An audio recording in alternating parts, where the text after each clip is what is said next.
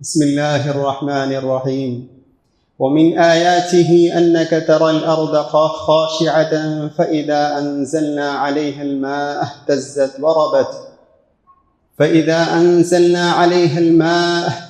وربت وأنبتت من كل زوج بهيج۔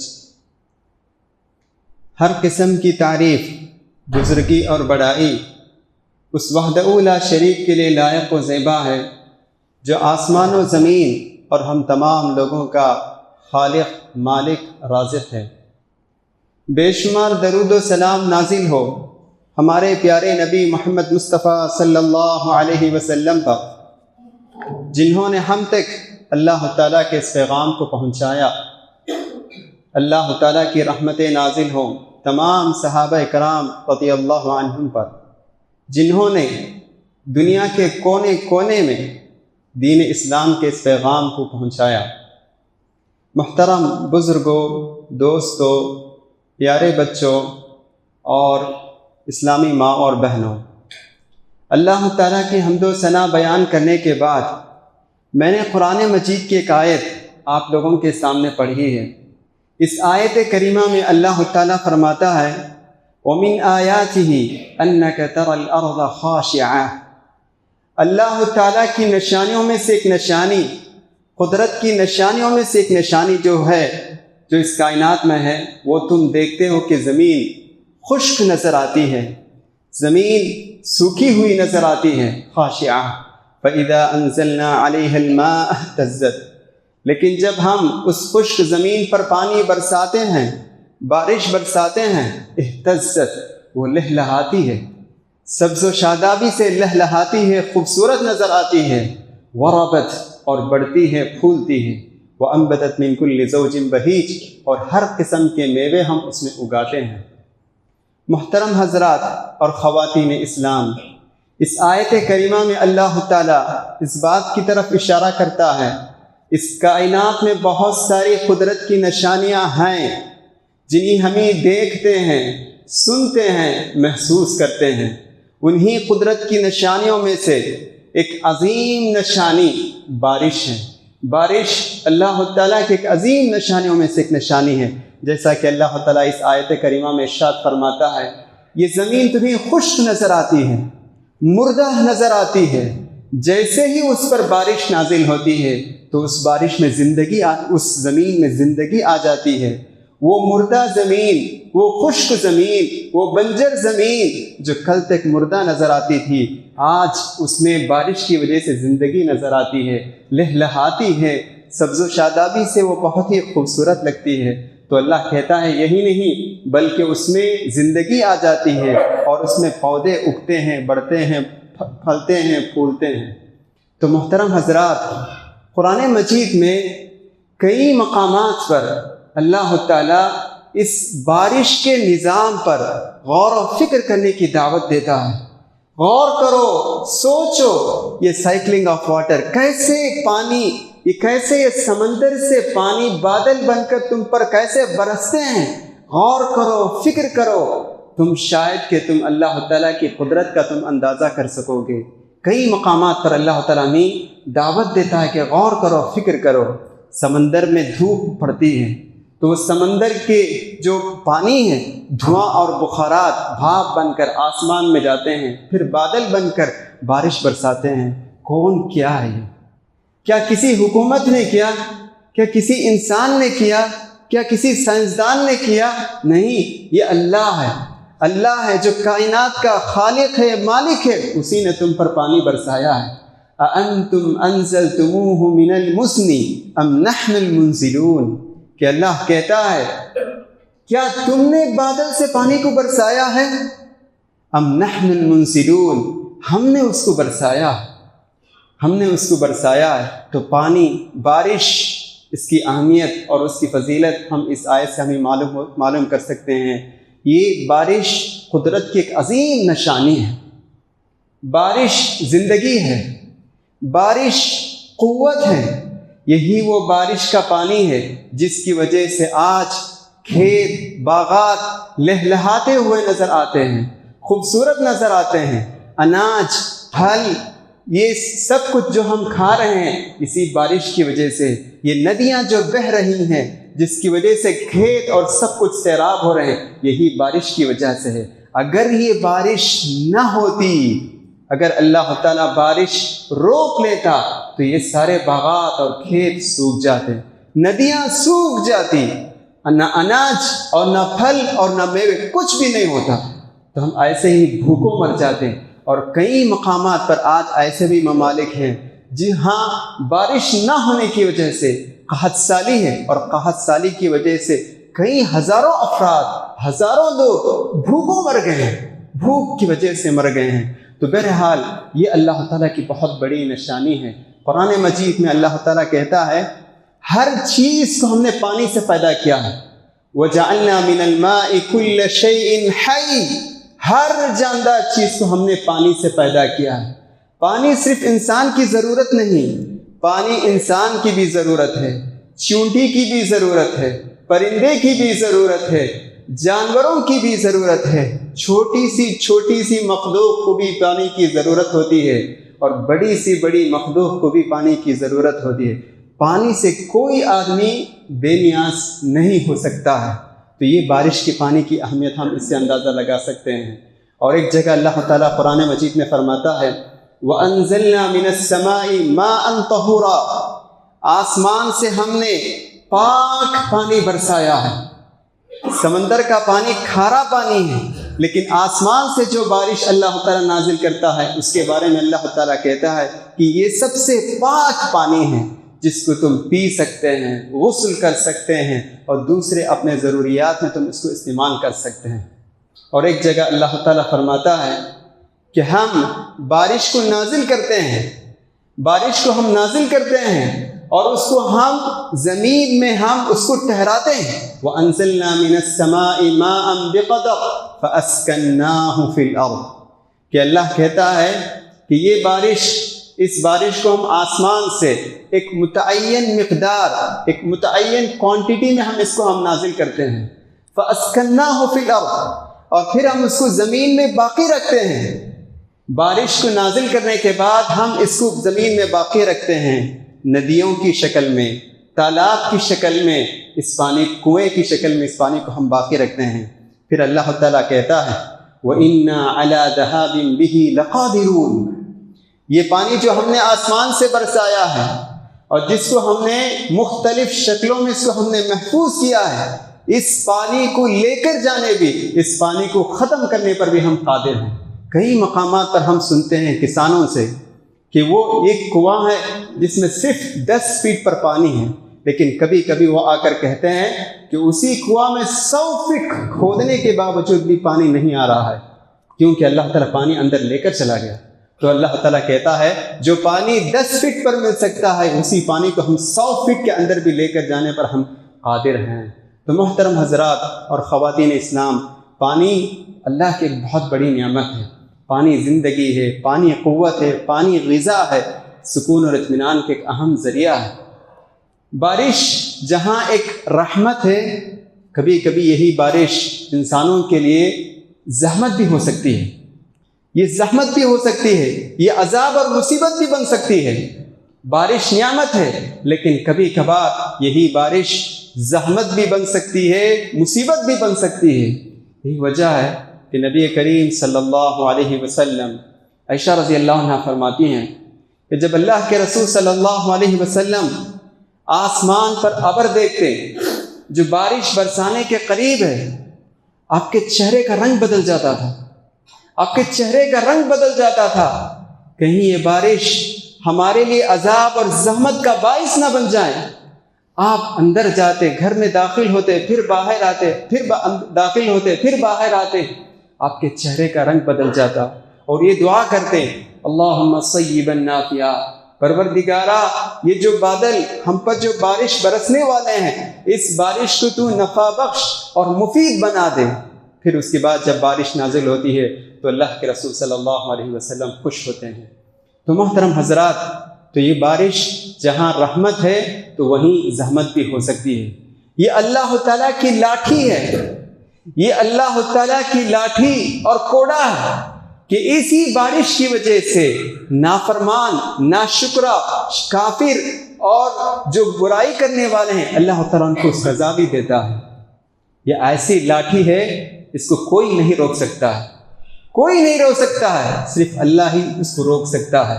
قرآن مجید پڑھنے سے ہمیں معلوم ہوتا ہے کہ اللہ تعالیٰ نے کئی قوموں کو اسی بارش اور سیلاب کی وجہ سے اللہ تعالیٰ نے ہلاک و برباد کر دیا۔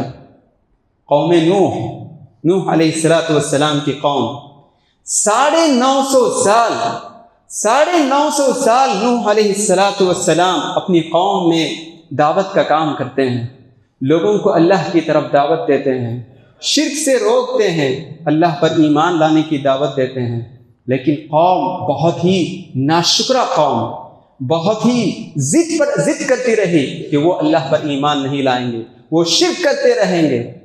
نوح علیہ السلام 950 سال، 1 سال نہیں، 2 سال نہیں، 3 سال نہیں، 10 سال نہیں، 950 سال دعوت کا کام کرنے کے بعد مایوس ہوتے ہیں اور اللہ تعالیٰ سے دعا کرتے ہیں انی مغلوب فانتصر، کہ پروردگارا میں مغلوب ہوں، یہ لوگ مجھ پر غالب آ چکے ہیں، میں کمزور ہو گیا ہوں، فانتصر، پروردگارا تو میری مدد فرما۔ تو اللہ تعالیٰ کہتا ہے ففتحنا ابواب السماء بماء منہمر، تو ہم نے آسمان کے دروازے کو کھول دیا مسلسل بارش سے، آسمان چھلنی بن گیا آسمان سے پانی بارش برسانے لگا اللہ تعالیٰ، وفجرنا الارض عیونا، اور زمین سے بھی پانی ابلنے لگے۔ عام طور پر یہ ہوتا ہے جب آسمان بارش برساتا ہے تو زمین بارش کو اگل لیتی ہے، نگل لیتی ہے، لیکن نوح علیہ السلام کے قوم کے لیے اللہ نے آسمان سے بھی پانی برسا رہا تھا اور زمین بھی چشموں سے پانی ابل رہے تھے، تو پانی بڑھتا گیا یہاں تک کہ وہ ساری قوم برباد ہو گئے۔ دیکھیے یہی پانی، یہی بارش جسے ہم نعمت سمجھتے ہیں، رحمت سمجھتے ہیں، کیسے اللہ نے ایک ناشکرہ قوم کو اللہ نے تباہ و برباد کر دیا۔ اسی بارش سے ہمیں سبق حاصل کرنا ہے۔ اسی طرح ایک اور قوم جس کو اللہ تعالیٰ نے اسی بارش اور سیلاب سے ہلاک کیا، وہ ہے قوم سبا۔ قوم سبا ایک قوم ہے جو یمن میں آباد تھی، بہت ہی مشہور قوم ہے، قوم سبا ہم کہتے ہیں۔ قرآن مجید میں بھی اللہ تعالیٰ نے اس کا تذکرہ کیا ہے۔ اللہ کہتا ہے قوم سبا کو اللہ نے بہت سی نعمتوں سے نوازا تھا۔ لقد كان لسبأ في مسكنهم آية جنتان عن يمين وشمال، کہ اللہ کہتا ہے قوم سبا کے لیے اللہ تعالیٰ نے 2 باغ دیے تھے، دائیں طرف ایک، بائیں طرف ایک۔ مفسرین کہتے ہیں کہ اتنے باغات میں اتنے پھلدار درخت ہیں، اگر کوئی آدمی اس باغ میں خالی ٹوکری لے کر اس باغ میں ایک طرف سے داخل ہو اور دوسرے طرف سے نکل جائے تو وہ ٹوکری پھلوں سے بھر جائے گی، اس کو توڑنے کی بھی ضرورت نہیں، بس اندر داخل ہو اور باہر سے نکل جائے تو وہ ٹوکری سارے پھلوں سے بھر جائے گی۔ اتنی نعمتوں سے اللہ تعالیٰ نے ان کو نوازا تھا۔ ان سے کہا گیا تم اس نعمت کا اللہ کا شکر ادا کرو، اللہ پر ایمان لے آؤ، اللہ کی عبادت کرو، شرک مت کرو۔ فَأَعْرَضُوا، لیکن انہوں نے ٹھکرا دیا، نبی کی نصیحت کو انہوں نے ٹھکرا دیا، اللہ پر ایمان نہیں لائے، اللہ کا شکر ادا نہیں کیے۔ تو اللہ کہتا ہے فَأَرْسَلْنَا عَلَيْهِمْ سَيْلَ الْعَرِمِ، کہ اللہ کہتا ہے ہم نے ان پر سیلاب بھیجا، اور جو ڈیم بنا کر رکھے تھے، وہ پانی کو روکنے کے لیے ایک ڈیم بنا کر رکھے تھے، تو اس پانی کے ذریعے سے اپنے کھیتوں کو سیراب کرتے تھے۔ اللہ تعالیٰ نے ان سارے ڈیموں کو اللہ تعالیٰ نے تہس نہس کر دیا، برباد کر دیا، اور پوری طرح ان کے باغات اللہ تعالیٰ نے ہلاک کر دیا۔ کہ اللہ کو کہتا ہے وَبَدَّلْنَاهُمْ بِجَنَّتَيْهِمْ جَنَّتَيْنِ ذَوَاتَيْ أُكُلٍ خَمْطٍ وَأَثْلٍ وَشَيْءٍ مِّن صِدْرٍ خَلِيلٍ، کہ اللہ کہتا ہے کہ ان اچھے باغات کو ہم نے تہس نہس کر دیا، اب اس میں صرف کچرا باقی ہے، بد مزہ میوے باقی ہیں، اور چند بیر کے درخت اس میں باقی ہیں، اب اس میں کچھ بھی نہیں۔ دیکھیں ان تمام واقعات سے ہمیں یہ بات معلوم ہوتی ہے کہ بارش جہاں رحمت ہے وہیں یہ زحمت بھی ہو سکتی ہے۔ یہ اللہ تعالیٰ کسی کو سدھارنے کے لیے، کسی کو وارننگ کے طور پہ اللہ تعالیٰ یہ بارش نازل کر سکتا ہے۔ محترم حضرات، میں جب اس عنوان پر بول رہا ہوں آپ لوگ خود سمجھ گئے ہوں گے کہ کیوں میں اس موضوع پر میں کچھ باتیں آپ کے سامنے کہہ رہا ہوں۔ حالیہ بس صرف چند ہی دنوں پہلے جو شہر چنئی اور اس کے آس پاس علاقوں میں جو لگاتار بارش ہوئی ہے، یہ تمام باتیں ہم جانتے ہیں۔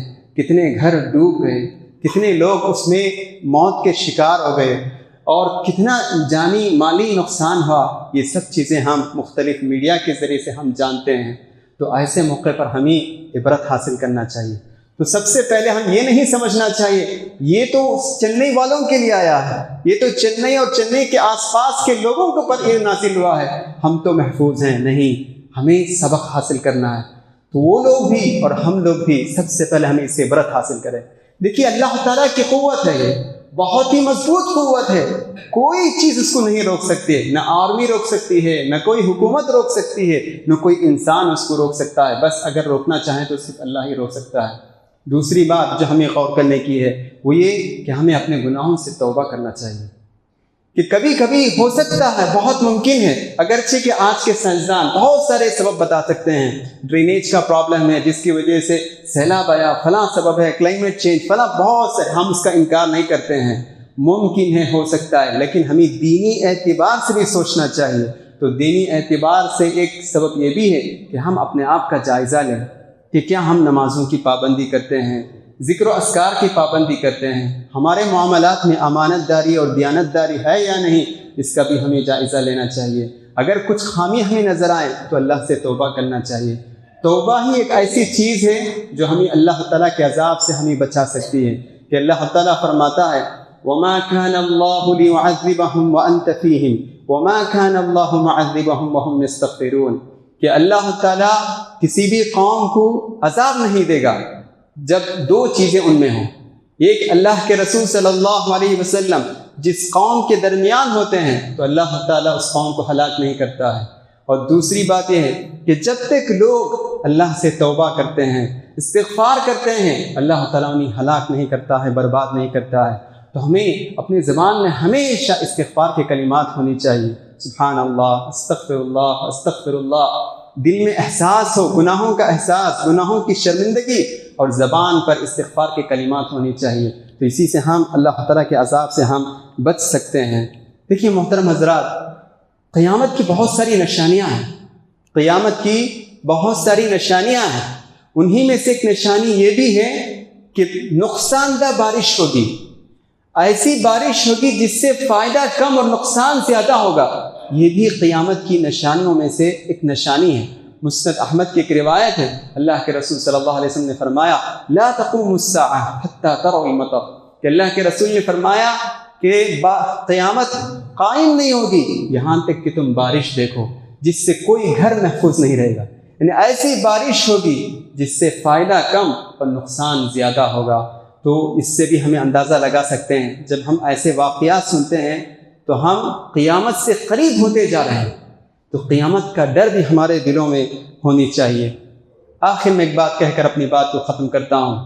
دیکھیے محترم حضرات، جب ہم ایسے حالات سنتے ہیں تو ہمیں کیا کرنا چاہیے؟ اگر ہم سنتے ہیں چنئی میں سیلاب آیا یا کسی اور جگہ سیلاب آیا، تو ایک مسلمان، ایک مومن ہونے کے اعتبار سے سب سے پہلے ہماری یہ ذمہ داری ہے کہ ہم ان کے لیے دعائے خیر کریں۔ دعائے خیر کرنا ہماری یہ سب سے پہلی ذمہ داری ہے، سب سے پہلا اخلاقی فریضہ ہے کہ ہم ان کے حق میں دعائے خیر کریں کہ پروردگارا ان کو ہر قسم کے آفات سے، مصیبتوں سے ان کی حفاظت فرما، ان کی مسجدوں کی حفاظت فرما، مدرسوں کی حفاظت فرما، گھروں کی حفاظت فرما۔ ہم اللہ تعالیٰ سے ہمیں دعا کرنی چاہیے۔ دوسری بات یہ ہے کہ تعاون، مدد کرنے کی حتی المقدور کوشش کرنی چاہیے، جو کچھ ہو سکے اس کے ذریعے سے مدد کرنے کی پوری کوشش کرنی چاہیے۔ ایک آدمی سیلاب میں ڈوب رہا ہے، ایک آدمی سیلاب میں ڈوب رہا ہے، ہم پانی میں کود کر اس ڈوبتے ہوئے آدمی کو اگر ہم بچاتے ہیں، ساری انسانیت کو بچانے کے برابر ہے۔ ساری انسانیت، ایک نہیں، دو نہیں، بلکہ ساری انسانیت۔ اللہ تعالیٰ فرماتا ہے وَمَنْ أَحْيَاهَا فَكَأَنَّمَا أَحْيَا النَّاسَ جَمِيعًا، جو شخص کسی ایک آدمی کو اس کی جان بچاتا ہے تو گویا کہ اس نے ساری انسانیت کو بچایا ہے۔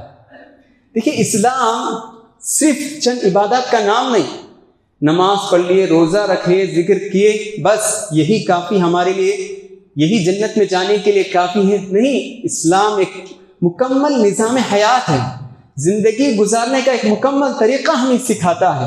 نماز، ذکر و اذکار اور عبادت کے ساتھ ساتھ کچھ خیر کے کام بھی کرنا چاہیے۔ اللہ تعالیٰ قرآن مجید میں فرماتا ہے وَافْعَلُوا الْخَيْرَ وَافْعَلُوا الْخَيْرَ لَعَلَّكُمْ تُفْلِحُونَ، کہ تم نیکی اور بھلائی کے کام کرو شاید کہ تم کامیاب ہو جاؤ گے۔ تو یہاں معلوم ہوتا ہے اللہ تعالیٰ پہلی آیتوں میں نماز کا ذکر کر چکا ہے، اس کے بعد اللہ تعالیٰ کہتا ہے کہ وَافْعَلُوا الْخَيْرَ، کہ تم خیر کے کام کرو شاید کہ تم کامیاب ہو جاؤ گے۔ اگر کسی انسان کو بھوکا دیکھتے ہو، اس آدمی تک کھانا پہنچانے کی کوشش کرو۔ کسی آدمی کو ننگا اور برہنہ دیکھتے ہو سیلاب کی وجہ سے، اس آدمی کو کپڑا دینے کی کوشش کرو۔ کسی آدمی کو پیاسا دیکھتے ہو تو اس آدمی کو پانی پہنچانے کی فکر کرو۔ کوئی آدمی سیلاب میں ڈوب رہا ہے، پریشان ہے، تو اس کو بچانے کی کوشش کرو۔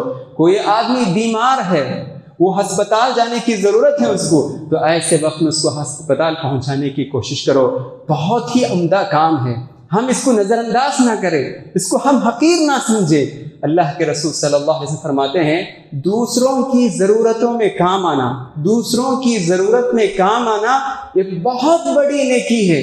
ہم نہیں سمجھتے ہیں کتنے کرسچن ہیں جو کرسچن مشنریز ہیں، اس کام میں ہم سے بہت آگے ہیں، لیکن ہم یہ نہیں سمجھتے، ہم سمجھتے ہیں کہ کوئی دینی کام ہے۔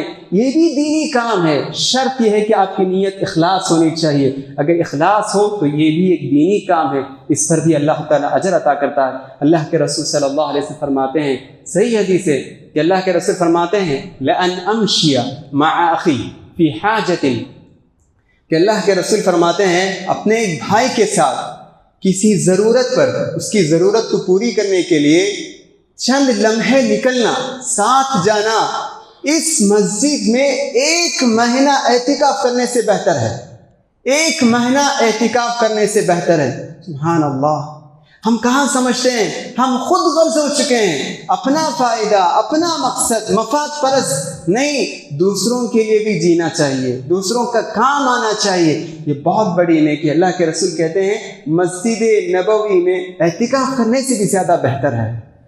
یہی نہیں بلکہ دوسروں کا کام آنا یہ انبیاء کی صفت ہے، دوسروں کا کام آنا، دوسروں کی مدد کرنا یہ انبیاء علیہ السلام کا کام ہے۔ جو سب سے افضل مخلوق اگر کوئی زمین میں ہے تو انبیاء علیہ السلام ہے، تو یہ انبیاء کا کام ہے۔ موسیٰ علیہ السلام وہ ایک بستی پہنچتے ہیں، پنگھٹ، جہاں لوگ پانی پیتے ہیں، وہاں دیکھتے ہیں کہ بہت سارے لوگ پانی پی رہے ہیں، بہت سارے لوگ پانی پی رہے ہیں، پانی لے رہے ہیں۔ تو وہاں 2 عورتیں ٹھہری ہوئی، نوجوان عورتیں ٹھہری ہوئی ہیں، وہ آگے نہیں بڑھ رہی ہیں، شرم کی وجہ سے، حیا کی وجہ سے۔ کئی مرد ہیں جو پانی لے رہے ہیں، کیسے میں ان کے درمیان میں داخل ہوں، یہ سوچ کر وہ عورتیں بس اپنی جگہ ٹھہری ہوئی ہیں بہت دیر تک۔ موسیٰ علیہ السلام جاتے ہیں اور ان کے لیے جو کچھ وہ رکھے ہوئے تھے، ان کا جو بکریاں تھیں اس کو لے کر جاتے ہیں اور جا کر پانی پلاتے ہیں، اور جو کچھ پانی ان کے لیے لینا تھا لے کر پھر ان کو گھر واپس کر دیتے ہیں۔ دیکھیے موسیٰ علیہ السلام وہ پہچانتے نہیں کون ہیں، وہ 2 لڑکیاں، ان کی بہن نہیں، کوئی بھی نہیں، لیکن اس کے باوجود وہ مدد کرنے کے لیے آگے بڑھتے ہیں، تو ان کی مدد کرتے ہیں۔ تو ایسے مدد کرنی چاہیے، دوسروں کا کام آنا چاہیے۔ اس کا سب سے بڑا فائدہ یہ ہے اللہ تمہاری مدد کرے گا۔ اللہ کے رسول فرماتے ہیں واللہ فی عون العبد ما کان العبد فی عون اخیہ، اللہ بندے کی اس وقت تک مدد کرتا ہے جب بندہ اپنے بھائی کی مدد کرتا ہے۔ تو دوسروں کی مدد کرنے سے اللہ تعالی ہماری مدد کرتا ہے، ہماری تجارت میں برکت دے گا، ہمارے مسائل کو حل کرے گا، ہماری پریشانی کو دور کرے گا۔ تو ایسے موقع پر تو ہمیں چاہیے کہ ہم دوسروں کی مدد کرنے کے لیے آگے بڑھیں، بنا تفریق، مذہب، نسل، رنگ، زبان، مذہب، کسی قسم کی تفریق کے بغیر ہر ایک انسان کی مدد کرنی چاہیے۔ ایسا نہیں کہ میں صرف تمل بولنے والوں کی مدد کروں گا، اردو بولنے والوں کی نہیں، کوئی تفریق نہیں، ہر انسان کی مدد کرنے کے لیے ہم آگے بڑھنا چاہیے۔ ہر انسان کی مدد اخلاص کے ساتھ اگر ہم کرتے ہیں تو ضرور اللہ تعالی اس پر اجر عطا کرے گا۔ دیکھیے آج کل ہم جانتے ہیں، میڈیا کے ذریعے سے ہم جانتے ہیں اسلام اور مسلمانوں کے خلاف بہت سارے پروپیگنڈے اور بہت ساری سازشیں اور بہت سارے منفی خیالات پھیلا رہے ہیں کہ مسلمان یہ ہیں، مسلمان وہ ہیں، اسلام یہ ہے، اسلام دہشت گردی کی تعلیم دیتا ہے، اسلام قتل و غارت گری کی تعلیم دیتا ہے، بہت سارے ہیں۔ لیکن ان سب کے جواب صرف ہم زبان سے کہیں کہ اسلام امن پسند مذہب ہے، یہ کافی نہیں ہے، یہ کافی نہیں ہے۔ وہ کہتے ہیں آپ کچھ کر کے بتاؤ، ہم سمجھیں کہ اسلام اس طرح کا مذہب نہیں، تو ہم ان کا جواب دینے کے لیے ایسے کام ہم کریں۔ اور جب لوگ پوچھیں کہ بھائی آپ لوگ کیا کچھ پیسے کے لیے کام کر رہے ہیں، تو ہم کہیں نہیں، ہمارا مذہب ہمیں یہ سکھاتا ہے کہ ہم دوسروں کے کام آئیں، دوسروں کو فائدہ پہنچائیں۔ ہمارے نبی نے 1400 سال پہلے کہا خیر الناس من ينفع الناس، کہ لوگوں میں سب سے بہترین آدمی وہ آدمی ہے جو دوسروں کو فائدہ پہنچاتا ہے، جو دوسروں کو کام آتا ہے، وہی آدمی سب سے بہترین آدمی ہے نبی کریم صلی اللہ علیہ وسلم کی نظر میں۔ تو بس ہم اس حدیث کے مصداق بننے کے لیے، اس حدیث کے برابر ہمیں بننے کے لیے تو ہم یہ سارے اچھے کام، خیر کے کام کرتے ہیں۔ اللہ تعالیٰ سے دعا ہے کہ اللہ تعالیٰ کہنے والے کو بھی اور سننے والے کو بھی عمل کرنے کی توفیق عطا فرمائیں۔ اور اسی طرح جہاں کہیں بارش کی وجہ سے سیلاب آیا اور لوگ تکلیف اور نقصان میں ہیں، اللہ تعالیٰ سے دعا کرتے ہیں کہ پروردگارہ ان کی تکلیف اور پریشانیوں کو ختم فرما، انہیں امن پسند زندگی انہیں نصیب فرما۔ اقول قولی ھذا استغفر اللہ لی ولکم ولسائر المسلمین استغفروہ فإنہ الغفور الرحیم۔ نحمدہ ونصلی علی رسولہ الکریم۔ محترم حضرات اور خواتین اسلام، بارش جب نازل ہوتی ہے، بارش ہوتی ہے، اسلام میں اس کے کچھ آداب ہمیں سکھائے گئے ہیں، تو ان آداب کا بھی ہمیں خیال کرنا چاہیے۔ سب سے پہلا ادب یہ ہے، اگر بارش موسم کی پہلی بارش ہے تو اس وقت سنت یہ ہے کہ ہم اس بارش کے چند قطرات کو اپنے جسم میں لگائیں۔ اللہ کے رسول صلی اللہ علیہ وسلم سے ثابت ہے کہ اللہ کے رسول صلی اللہ علیہ وسلم موسم کی جب پہلی بارش ہوتی تو اللہ کے رسول باہر نکلتے ہیں، اس قطرات کو اپنے بدن میں لگاتے ہیں۔ اور جب آپ سے پوچھا گیا آپ کیوں اس طرح کر رہے ہیں، تو آپ نے کہا حدیث عہد بربی، یہ میرے رب کی نئی نعمت ہے۔ اسی طرح بارش کے آداب میں سے ایک ادب یہ بھی ہے کہ ہم جب بارش نازل ہوتی ہے تو ہم اللہم صیبا نافعا یہ دعا پڑھنی چاہیے کہ پروردگارہ اس بارش کو نفع بخش بنا دے۔ کہ اللہ کے رسول اللہ جب بارش ہوتی تو اب یہ دعا پڑھتے ہیں، یا کم سے کم رحمہ کہنا چاہیے، رحمہ یعنی اللہ اس بارش کو تو باعث رحمت بنا، یہ ہمیں دعا کرنی چاہیے۔ اسی طرح جب اگر بارش زیادہ ہو جائیں، حد سے زیادہ ہو جائیں، تو اس وقت یہ دعا پڑھنی چاہیے اللہم حوالینا ولا علینا اللہم علی الاکام والضراب والاودیۃ ومنابت الشجر، یہ دعا پڑھنی چاہیے کہ پروردگارہ ہم پر نہیں بلکہ ہمارے اطراف جو کچھ ہیں ان علاقوں میں تو بارش برسا۔ اسی طرح بارش کے آداب میں سے ایک ادب یہ بھی ہے کہ جب بارش ہی بالکل نہ ہو، بارش ہی جب بالکل نہ ہو، لوگ قحط سالی میں مبتلا ہوں، ایسے وقت میں جمعہ کے دن خطیب منبر پر کھڑے ہو کر اللہم دعا کر سکتا ہے، اللہم اغثنا کہہ کر دعا کر سکتا ہے۔